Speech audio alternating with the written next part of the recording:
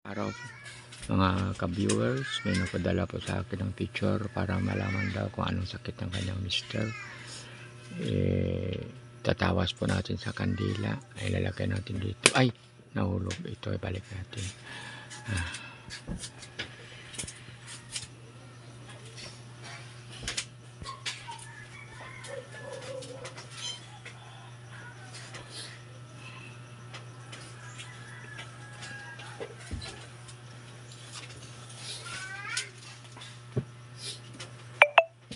Titingnan po natin yung kanyang mga sakit. Kung mayroon po kayong mga pasyente nga gusto magpatingin sa akin sa tawas, wala naman po yung bayad, libre naman po ang ating pagtatawas at sa ating panggagamot. Ipadala nyo lang po ang picture, pangalan at saka birthday. At ito malapit na po natin natunaw.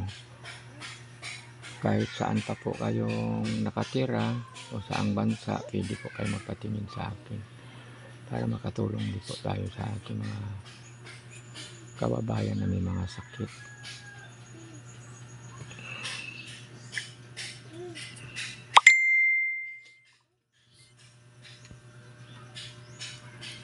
Ang kanyang sakit, ang nakikita ko dito ay tinatawag natin na mayroon po siyang tinatawag natin na rayuma or gout. Kanyang tuhod ay namamaga. Ang mga bawal na po na iwasan po natin ang mga pagkain para sa gout, gaya po ng mga lamang loob ng mga karne, gaya ng mga bituka, mga puso, mga atay. Iwasan po natin yung mga pagkain ng karne kasi mataas po yan yung akido sa ating dugo. Tapos yung mga seafoods, bawal din po yan sa mga may arthritis. Mga sardinas, lahat po ng mga dilata, bawal po yan. Mga noodles, bawal din po yan kasi mataas po yung mga pagkain ng mga seafoods, mataas po yung kanyang protina, kaya nakakasama po yan sa ating arthritis o rayuma. At saka yung alak din po, iwasan po natin yan kasi mataas din po yun ang aksido niya o rekido sa ating dugo. Ang mga pagkain na may mataas na antas na fructose, ang mga pagkain na tulad ng o sa mga inumin, iwasan din po natin yung mga soft drinks, mga synthetic na energy drink, bawal din po yan. Mga tindi, yung mga mataas sa fructose sa ating dugo, kaya iwasan din po natin yan kasi yan ang nakikita ko dyan sa kanya. Papayat yan siya ng papayat, itong pasyente natin na si Jonald. Kaya kung may time, papunta ako dyan sa inyo para magamot kita.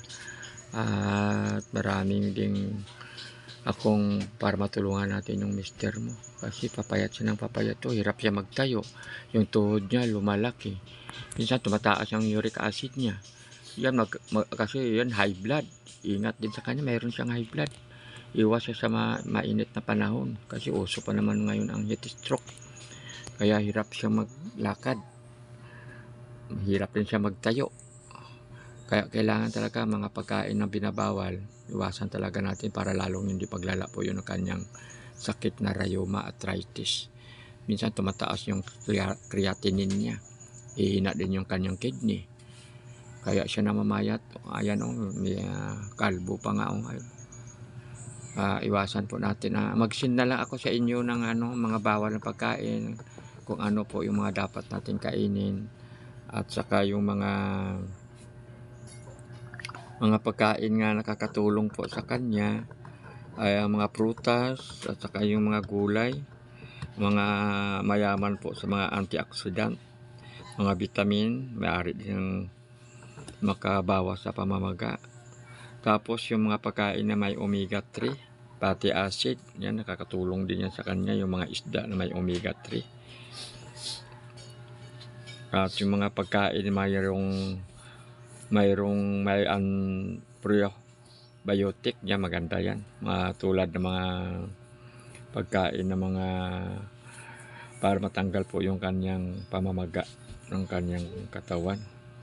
Kaya yung mga pagkawain na maganda para makakatulong sa kanya. Yung mga pagkain ng mga isda, yan okay yan. Basta kasi kung hindi naman tayo kumakain ng mga kontra, hindi naman yung mamamaga yung ating rheuma arthritis. Kaya mag-ano na lang ako sa iyo, i-send ko yung mga pagkain para nakakabuti sa inyong mister, kawawa naman. O sige, magandang araw po sa inyong lahat. God bless po sa mga lahat na nanonood.